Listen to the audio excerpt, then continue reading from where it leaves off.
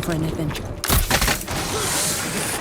Operation Ember Rise is bringing that super hot fire to Rainbow Six Siege with 2 new operators and a newly reworked map.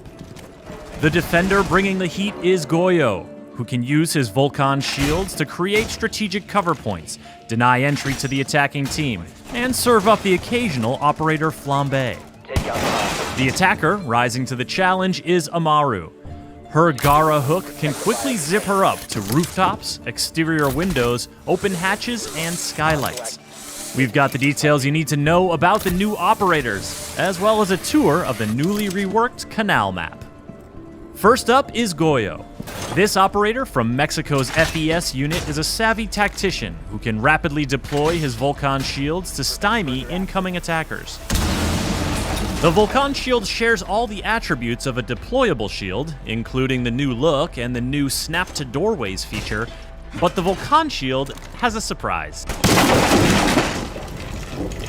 Anytime Goyo, his teammates, or even the attacking team sets off the incendiary core attached to the back of a Vulcan shield, there's a small explosion, followed by a prolonged "oh my god, it's all on fire" effect that you definitely don't want to try running through.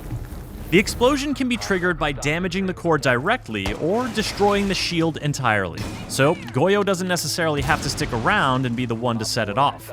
In fact, this medium speed, medium armor operator can be quite deadly while either roaming with his Vector 45 ACP or hunkering down with the TC-SG-12 shotgun. If things go bad, his shields are still a threat even after he's been killed, especially when paired with a Kapkan trap. But the threat goes both ways. While Thatcher's EMP grenades and Twitch's drone can't disable the incendiary core, and IQ can't detect it, the Vulcan shield is still a deployable shield at heart, meaning it can be destroyed, and the explosion triggered by a frag grenade. Or Ash's breaching round. You could also use Zophia's impact grenade, or Sledge's hammer. This is fine.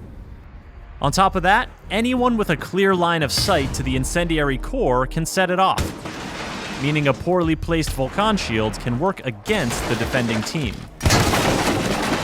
The goal with Goyo is to leverage the power of the Vulcan shield and deny entry to enemies at critical moments, or simply buy your team some time early on. When the attackers are pushing, or when the round is coming to an end, trigger your Vulcan shields to keep them away from the objective or cover your flank. A well-timed Vulcan explosion can be the difference between lighting up the scoreboard or going down in flames. While Goyo seeks to impede the movement of his enemies, the Peruvian attacker Amaru can get around the map like no operator before. This is her Gara hook, and it lets her zip to any repellable ledge or window to quickly position herself where defenders aren't expecting her to be. And once she's inside the building, the Gara hook lets her travel up through open hatches and skylights.